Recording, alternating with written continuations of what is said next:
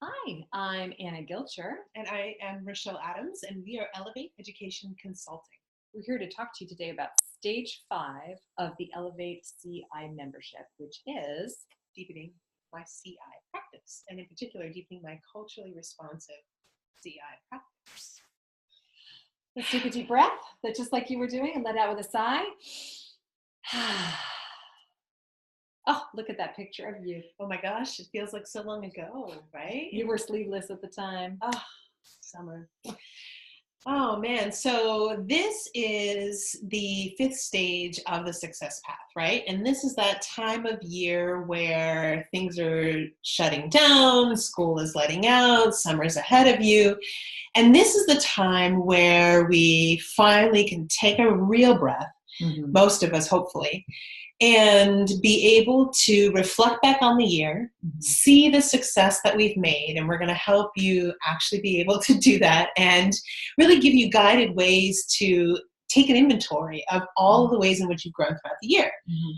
And then you've got the summer ahead, right? And I remember that in those summers, I spent a lot of time thinking and planning and pondering, right? Because it takes a while. It takes a while to become a very skilled, culturally responsive CI teacher. And it's a transformation. It's not a checklist. So we know that it's not just about like master something and be done with it. Unlike, even though in many schools, we all have had this experience, something is unveiled and then you're supposed to just like master it. And then the next year you have a new program that's unveiled. That is not what this is about. This is about going deeper and spiraling down and really living into the reality of how language is acquired, how culture is acquired, and how we can create an environment in which we're able to really tap into the brains of all our students. Yeah, and the magic of it. Oh my gosh, yes. So yeah, it does. It takes solid, sustained support as you go through this cycle of learn, and then you've got 2 weeks to apply or the rest of the year. But, you know, we give you these challenges of 2 weeks at a chunk. And you grow in your practice, you look back on it, you learn some more, and you do it again, right? So all throughout the membership, you're going to be doing these kinds of reflections. The deepening part of it, you can hit at any point, right? So our membership follows the school year. So when we talk about the summer, this is when we'll be sending out information about deepening your practice. But you can hit that at any point yourself. You can come back to things at any point. So you're following your own growth as well. And we are also supporting you in terms of the shape of the school year. So we focus on reflection, analysis, goal setting, and expanding on what is already working in your classroom. Yeah, this is where intentionality and integration become intuition through this process of looking at what we're doing well and trying to do more of it, right? Set our goal to be, all right, I'm doing this well. How can I make it even better? Or what can I add now? One little piece at a time. That's right. Very incremental. Right? Small steps. And when we water the seeds of what's going well, then we get more of that. It's one of the best ways to improve our practice.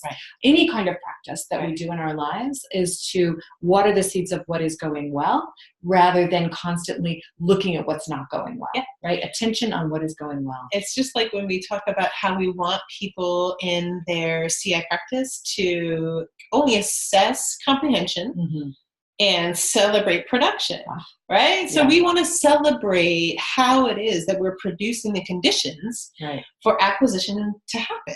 Exactly. Right? So that's what we're looking for. Yeah, and this is a place where you're ready to stretch your teaching, maybe include some new strategies that you didn't try yet, and to reinforce foundational skills and techniques. So at this point, we know that participants are ready to begin making bigger changes to the curriculum, right? Moving toward alignment with our knowledge of second language acquisition, culturally responsive teaching, and the brain. So one of the questions that we'll be inviting you to ask yourself is, what things am I doing in my classroom that don't align with what we know about how the brain acquires language? And perhaps you needed to hold on to those for a while for your own sanity, and that is fine, right? Whatever keeps you sane, that's what we want for you. And what's then one thing you could let go of? As your growth continues and you gain in confidence, is there something that is not ideal? It is not really what the brain needs that you can now let go of.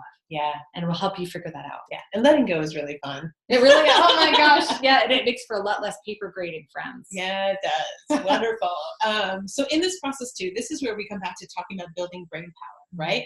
We've learned throughout all these stages how the brain works for our students in terms of developing their brain power. Our brains are no different than theirs. We're humans too. We are human. Oh my gosh. It does not matter how old you are, your brain is going to really thrive in the same kinds of conditions. And so this is what we're trying to do, is replicate that same environment for you, build brain power based upon what we know. And as with any good spiraled curriculum, we reflect, review, and then provide new information and resources for classroom application. Yeah. And here is this really important question. What if we were to treat teachers with the same kind of support, respect, and care that we do our students? Yeah. What transformations would we see inside and outside the classroom? Yeah. Wow.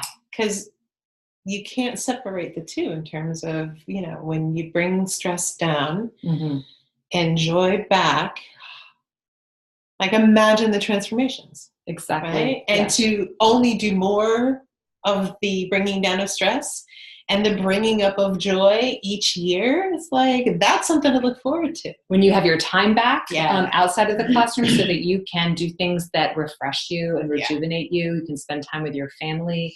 You're not always thinking about the pile of papers you have to grade. Right. So that we're really giving you that time back, then your joy can go up. You have more energy, you have more strength, and this is what we want for you. So here's what we ask our teachers, our members, to do every time we introduce a new module. Yeah, every 2 weeks. And sadly, the little emojis don't show up as beautifully here, so I'm going to press escape and we can look at the little emojis better like that. So this is what we ask our teachers to ask themselves, and just notice what comes up. So, ojo, what did you see, right? What are your students doing well or differently? And then, oye, what did you hear? What did you hear your students doing well or differently? Respira.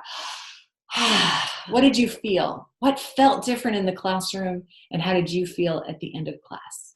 And we want you to ask yourself, even now as you're watching this video, like, what would look different, smell different, feel different, sound different in and outside of the classroom if you were being treated the same way you treat your students, with care and support and thoughtfulness. And that's what we want to do for you. Yeah, absolutely.